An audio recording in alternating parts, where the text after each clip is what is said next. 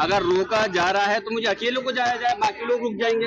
मुझे अकेले भेजने में क्या समस्या है। लेकिन अगर किसी वजह से हमको कानून का हवाला देकर के अगर रोका जाता है तो ये हमारा इंशाल्लाह वादा है कि हम जल्द से जल्द जैसे भी हमें वो होगा, हम बरेली के लोगों के हालचाल जानने के लिए, उन लोगों से मिलने के लिए जरूर जाएंगे। आई लव मोहम्मद पोस्टर विवाद के बाद लेकर आज समाजवादी पार्टी का प्रतिनिधिमंडल बरेली जाने की तैयारी में है, लेकिन कोई विवाद ना हो उसकी वजह से यूपी पुलिस उन्हें रोक रही है। ऐसे में संभल में सपा सांसद जिया उर रहमान बर्क के आवास के बाहर भारी सुरक्षा तैनात की है और उन्हें रोक जा रहा है। लेकिन जिया उर रहमान बर्क ने भी ठान लिया है कि बरेली जाकर रहना है। उन्होंने क्या कुछ कहा, सुनिए। पंचायत, सबसे बड़ी पंचायत का सदस्य हूँ मैं, खुद उस जगह बैठा हूँ जहाँ कानून बनता है। मैं नहीं चाहता कानून को तोड़ना, लेकिन मैं ये जरूर चाहता हूँ कि वहाँ के लोगों के ऊपर जो परेशानी आ रही है, जो अड़चन है, तो कम से कम सब लोग अगर नहीं जा सकते तो मुझे अकेले जाने की अनुमति दे दी जाए। मैं अपने साथ किसी एक भी व्यक्ति को साथ नहीं लेकर जाऊंगा। मैं आप लोगों के साथ ही चल लूंगा अगर मुझे अनुमति मिल जाए। मैं तो ये कह रहा हूँ कि अगर 163 की धारा का सेक्शन का हवाला दिया जा रहा है, इसलिए रोका जा रहा है, तो मैं कह रहा हूँ कि मैं वहां पर अकेले जाने के लिए तैयार हूँ।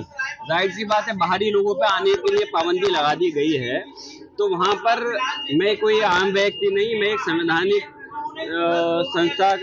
संसद का सदस्य हूँ। उस नाते वहाँ के लोगों का हाल जानना चाहता हूँ, इसलिए इस प्रकार से रोकना गलत है। अगर रोका जा रहा है तो मुझे अकेले को जाया जाए, बाकी लोग रुक जाएंगे। मुझे अकेले भेजने में क्या समस्या है। लेकिन पुलिस ने अभी आपसे क्या कुछ कहा है? बस वही धारा 163 BNS का हवाला देकर के वहाँ लगी हुई है, और इस प्रकार के जिलाधिकारी बरेली का आदेश है कि वहाँ जो डेलीगेशन जाना था उनके सभी सदस्यों को रोकने के लिए पाबंदियां लगा दी गई हैं। लेकिन मैं इसकी मजम्मत करता हूँ और मैं कड़े शब्दों में निंदा करता हूँ। मैं कहता हूँ, मैं डेलीगेशन के और सदस्य मेरे साथ इस समय कोई नहीं है। मैं डेलीगेशन के, उसका माननीय राष्ट्रीय अध्यक्ष अखिलेश यादव जी ने जो डेलीगेशन बनाया है, मैं उसका सदस्य हूँ। और मैं इस चीज के लिए पुलिस प्रशासन से कह रहा हूँ और सरकार से कि मुझे अकेले जाने की अनुमति दी जाए। मैं अकेला जाने के लिए तैयार हूँ। तो सांसद जी, आप जाएंगे नहीं जाएंगे? पुलिस भाई मैं तो, हमारा मकसद तो हर सूरत हाल में जाने का है। भाई रोकने के लिए लगा दिया सरकार ने, वो चीज गलत है। हम तो कह रहे हैं कि अगर सरकार को कुछ ऐसा लगता है कि हम वहाँ कुछ गलत काम करेंगे, कुछ गलत बोलेंगे, अगर हमारे सांसद विधायकों पे भरोसा नहीं है सरकार को, तो सरकार अपना तंत्र को हमारे साथ छोड़ दे। अपने LIU, पुलिस प्रशासन, सब लोग हमारे साथ रहें, हम उनके साथ जाने के लिए भी तैयार। कहा जा रहा है कि आप जाएंगे तो माहौल खराब होगा। तो कहने से और होने में तो बहुत कुछ फर्क होता है ना। कहने में हम अगर वहाँ माहौल खराब करने के लिए नहीं, वहाँ माहौल के स्थिति को जानने के लिए, माहौल को संभालने के लिए जाना चाहते हैं। हम जानना चाहते हैं कि वहाँ के लोगों के खिलाफ इस टाइम जो अत्याचार हो रहा है, उसकी एक पूरी पटकथा तैयार कर करके माननीय अखिलेश जी को सौंपेंगे और आगे की रणनीति बनाना चाहते हैं, किस प्रकार वहाँ के लोगों को इंसाफ मिल सके। बाकी सांसदों को भी रोका गया, गलत है। मैं कह तो रहा हूँ उस चीज के लिए गलत है। हमारे उसको रोकने का, देखिए, हम हर सूरत हाल में, हर हाल में चाहते हैं कि शांति व्यवस्था सिर्फ बरेली नहीं, पूरे उत्तर प्रदेश और हिंदुस्तान के अंदर बनी रहे। लेकिन ये शांति व्यवस्था का हिस्सा नहीं हो सकता कि जो डेलीगेशन को रोकने का। अगर डेलीगेशन जाना चाहता है तो उनके साथ पुलिस प्रशासन लगा करके उनको भेजा जा सकता है। हम उनकी अगर बात को समझने के लिए, कोई आम व्यक्ति तो नहीं जा रहे, लेकिन एक डेलीगेशन के अंदर सभी जो व्यक्ति हैं, सांसद और विधायक हैं, और हमारे नेता प्रतिपक्ष जो विधानसभा के अंदर माननीय माता प्रसाद पांडे जी भी थे।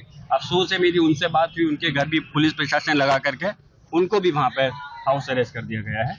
ये चीज गलत है।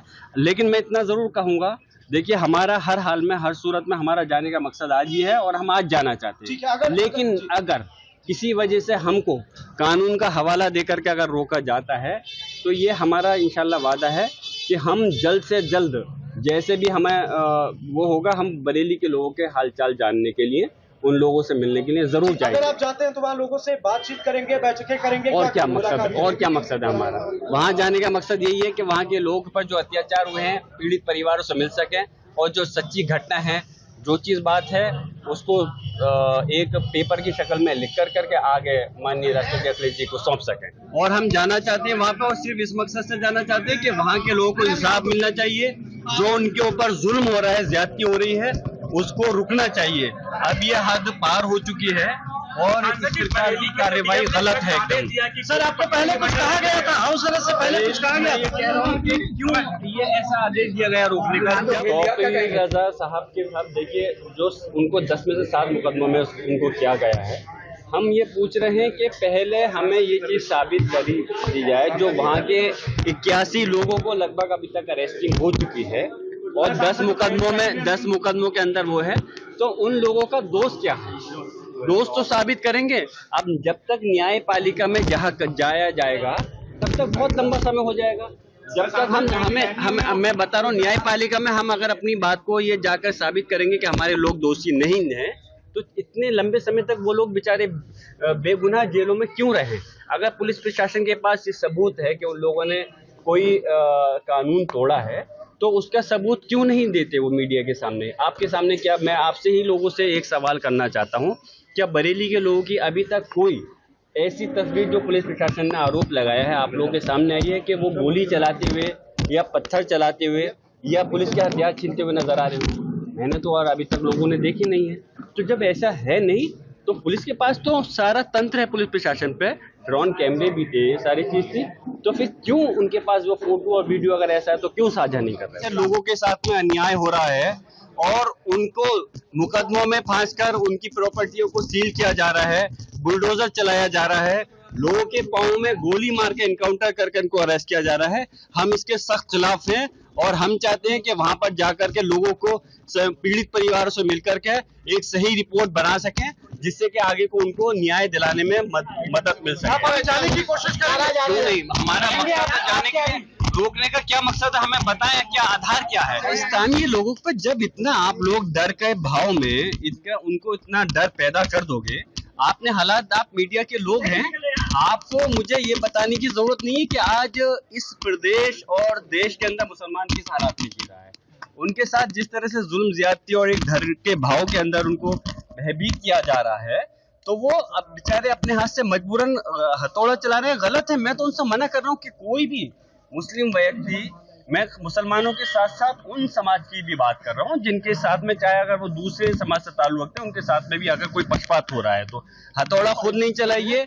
ये अगर पुलिस प्रशासन शासन जबरदस्ती करता है तो हम न्याय का सहारा लेंगे, न्यायपालिका, लेकिन खुद हथौड़ा इनके डर से नहीं चलाना।